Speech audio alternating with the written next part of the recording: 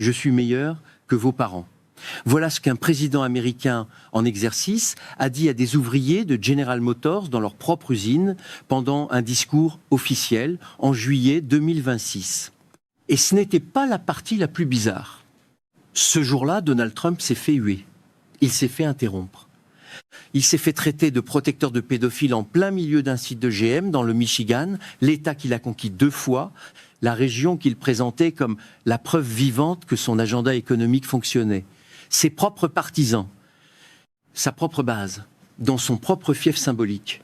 Et pendant que tout ça se passait, Trump répondait aux protestataires en criant communiste, affirmait et garantissait que nous vivions la plus grande année de l'histoire de l'Amérique. C'est pas juste un discours raté, c'est pas une simple gaffe. Ce que ce discours révèle est bien plus grave que ça et ça concerne directement ce qui va se passer au mi-terme de 2026. Aujourd'hui, on va regarder 2 choses. D'abord, ce que Trump a réellement dit à Michigan phrase par phrase et ce que ça révèle sur l'état de sa pensée présidentielle. Ensuite, pourquoi ce lieu, ce public et ces protestations sont exactement le signe politique que personne dans les grands médias ne veut vraiment analyser. Petite précision qui a son importance avant d'aller plus loin. Ce script s'appuie sur la transcription intégrale du discours de Trump au site de GM à Milford, Michigan, pas sur des extraits choisis par une chaîne partisane, mais sur le transcript complet.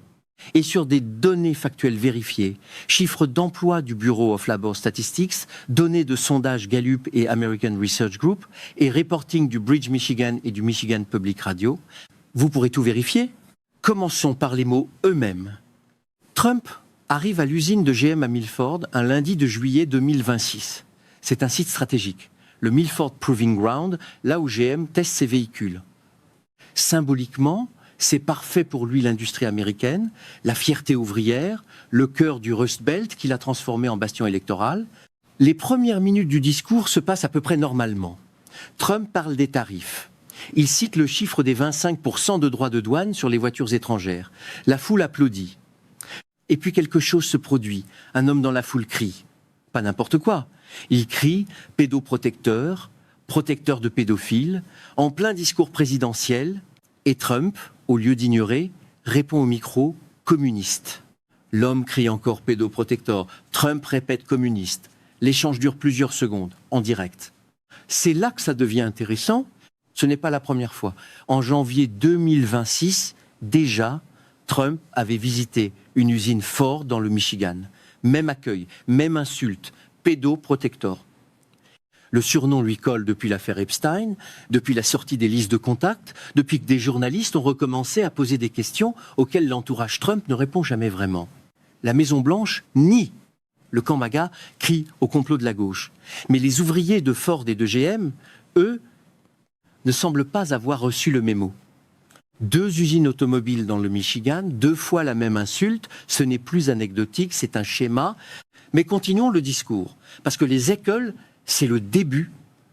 Quelques minutes plus tard, Trump dit cette phrase, mot pour mot, dans la transcription officielle, « I've done more for you than your parents, okay? Your parents are good. I'm not going to knock your parents, but I have been better to you than your parents. That I can tell you. » Je vais juste laisser ça là une seconde. Un président de 79 ans, élu au suffrage universel, dit à des ouvriers adultes dans une usine automobile que lui, personnellement, est un meilleur parent pour eux que leurs propres parents. Il précise même, magnanime, « Wherever they may be, they would agree », où qu'ils soient, vivants ou morts. Ils seraient d'accord. C'est pas rhétorique, c'est pas de la métaphore politique. C'est une affirmation littérale de supériorité parentale formulée devant plusieurs milliers de personnes qui étaient venues pour entendre parler de l'industrie automobile. Puis Trump enchaîne sur le mot « affordability ». Là, c'est encore différent. Il explique très sérieusement que le mot « affordability », soit accessibilité financière, est une invention des médias. Il dit qu'il était en poste depuis moins de 24 heures quand les journalistes lui ont sorti ce mot et qu'il ne savait pas ce que ça voulait dire. I said, what's affordability? What's that all about? À ce stade, pour être précis, l'inflation américaine, selon les chiffres du Bureau of Labor Statistics de juin 2026, reste au-dessus de la cible de 2% de la Fed. Le prix moyen d'un véhicule neuf aux États-Unis dépasse toujours 48 000 $. L'accessibilité financière pour les familles ouvrières du Michigan n'est pas un concept médiatique. C'est leur réalité quotidienne. Mais pour Trump, ce jour-là, dans cette usine, le mot lui-même n'existait pas vraiment. C'était une invention. Juste après, il parle de la guerre en Iran. Là, la phrase exacte. You know, it's like playing a banjo. La guerre. En Iran. Comme jouer du banjo. Ce n'est pas une métaphore sur le rythme des négociations. Ce n'est pas une image sur la complexité des alliances. Il compare le conflit armé avec des morts, avec des frappes, avec des sanctions, à un instrument à cordes que vous pincez quand la mélodie change. Accrochez-vous, parce que ça va plus loin que ça n'en a l'air. Vers la fin du discours, Trump déclare avec un sérieux total que les communistes représentant the greatest threat to our country in history, including even World War II, World War I, Pearl Harbor, on y élevé. Plus dangereux que le 1-1 septembre, plus dangereux que Pearl Harbor, et qui sont ces communistes ultra dangereux dont il parle. La phrase suivante dans sa bouche vise directement les manifestants dans la salle qui l'ont hué. Les ouvriers qui tenaient des pancartes « No data centers in our communities ». Eux, ces gens-là, plus dangereux que les nazis, apparemment. Dans le même discours, il annonce qu'un ami milliardaire lui a offert de l'herbe pour la Maison-Blanche, qu'il perd du poids quand il fait des discours, qu'il a visité le Gvint, alors qu'en réalité, il a boycotté le Gvint en Afrique du Sud pour ne se rendre qu'au Gzept, et il répète plusieurs fois le mot « Meio », en expliquant fièrement que c'est comme ça qu'on dit Mexique en espagnol. Ce n'est pas un discours raté, ce n'est pas une mauvaise journée, ce n'est pas Trump qui improvise. Ce discours est le produit d'un système de pensée dans lequel le réel n'a plus accès. Un système où les mots inventés par les médias disparaissent dès qu'ils le décident. Où les guerres deviennent des images musicales, où un président est le parent de ses citoyens, où ses propres partisans qui le huent sont plus dangereux que les attentats du 1-1, septembre. Ce n'est pas de l'incompétence rhétorique. C'est de la déréalisation méthodique construite, répétée et totalement fonctionnelle pour une audience qui choisit de rester à l'intérieur du système. Le vrai problème commence ici. Vous n'étiez pas parano si vous aviez l'impression que quelque chose clochait en entendant la version officielle de Trump rassemble la classe ouvrière du Michigan. Vous aviez simplement plus de bon sens que le narratif qu'on vous vendait. Il y a un deuxième fil à cette histoire. Et presque personne dans les grands médias n'en tire toutes les conséquences. Le Michigan, c'est l'État que Trump a gagné en 2006 pour la première fois depuis 1988. L'État qu'il a repris en 2024 après l'avoir perdu en 2020. Le Rust Belt, la ceinture industrielle, les ouvriers de l'auto, c'est exactement là que Trump a bâti sa coalition de reconquête. Si quelque part en Amérique, les tarifs douaniers et la politique industrielle trumpiste devaient avoir des résultats concrets à montrer, c'est ici, c'est cette usine. Ce sont ces visages dans la foule. Alors regardons les chiffres. Selon le Bureau of Labor Statistics, le Michigan a perdu environ 4000 emplois dans les pièces automobiles pour l'année, se terminant en juin 2026, soit une baisse de 3,5% par rapport à la même période en 2025. Ces pertes n'ont été que partiellement compensées par l'ajout d'environ 500 postes dans l'assemblage de véhicules. Net, moins d'emplois automobiles dans l'État que Trump est venu célébrer. Plus large encore, depuis le retour de Trump à la Maison-Blanche en janvier 2025, le Michigan a perdu 7500 emplois dans le secteur manufacturier au total, selon les données du Bureau of Labor Statistics citées par Michigan Public Radio en août 2025. Et GM elle-même, la coalition We Pay the Tariffs, regroupant des PME américaines opposées aux droits de douane, estimait en juillet 2026 que les entreprises du Michigan avaient payé 22 milliards de dollars en tarifs depuis mars 2025. Ces coûts, GM les a partiellement absorbés.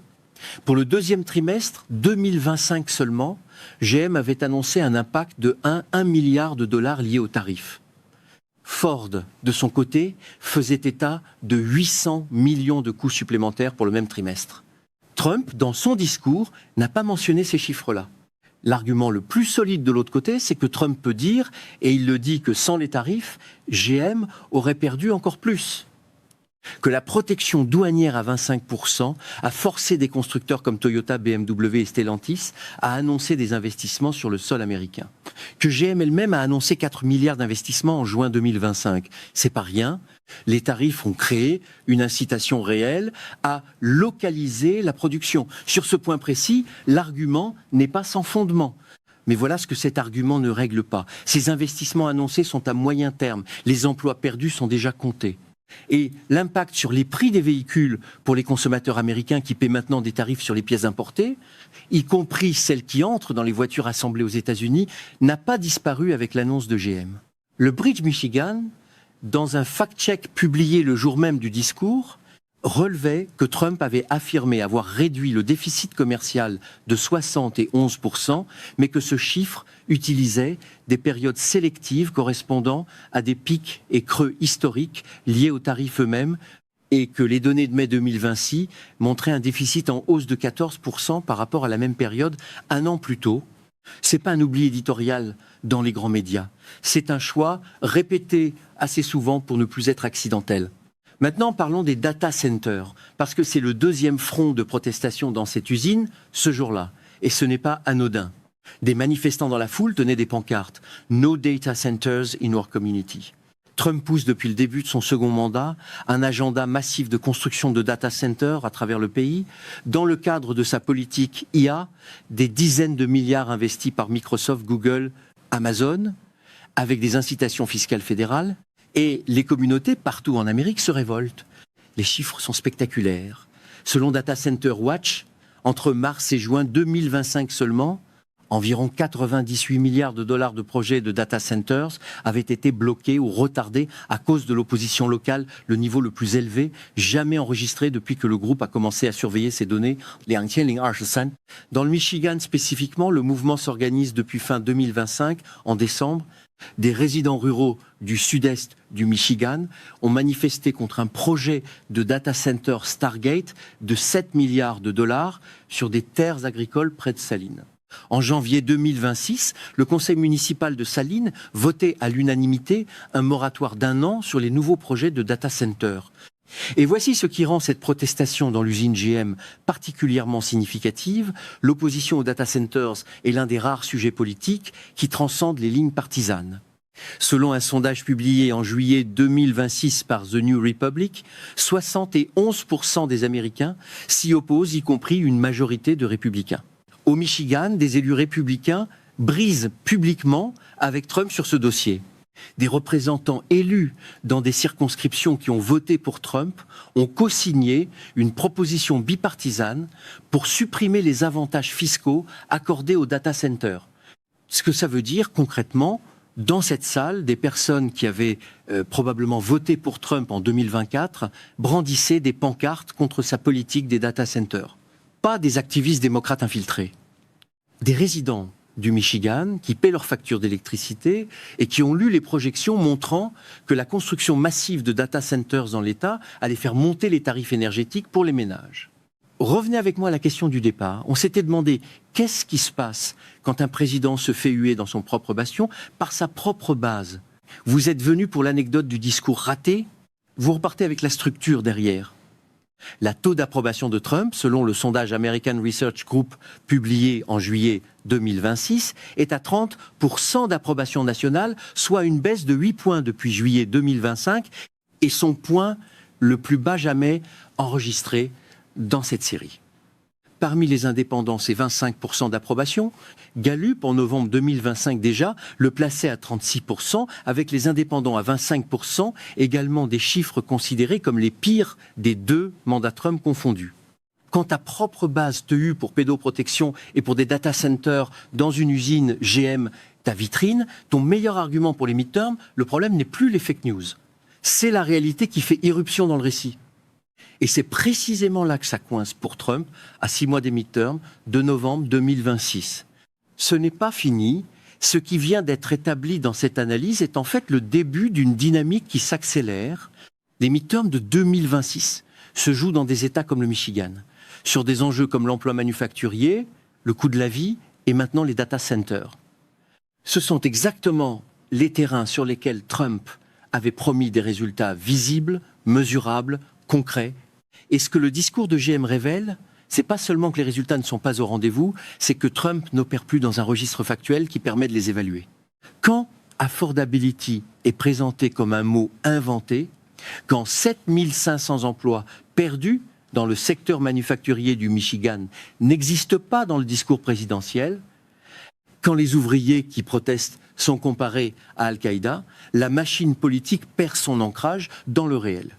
Et les machines politiques qui perdent leur ancrage dans le réel finissent par ne plus pouvoir répondre aux questions concrètes des électeurs concrets dans des usines concrètes. Le mouvement anti-data center va continuer à grossir. L'opposition transcende les lignes partisanes et une opposition bipartisane dans le Michigan. En 2026, c'est précisément le signal que les stratèges démocrates attendaient depuis 2 ans pour construire une coalition électorale cohérente. Si vous ne regardez que les résumés de 30 secondes sur ce discours, vous voyez Trump hué au Michigan. C'est vrai mais insuffisant. Ce fil-là, il faut aller le chercher soi-même. Ce que ce discours a réellement exposé, c'est l'écart croissant entre le récit et la réalité et la difficulté croissante pour Trump de combler cet écart autrement qu'en déclarant que la réalité elle-même est une invention de ses ennemis. Si vous avez trouvé cette analyse utile, abonnez-vous. Et si vous connaissez quelqu'un qui suit l'actualité américaine, partagez cette vidéo avec lui. On se retrouve très vite.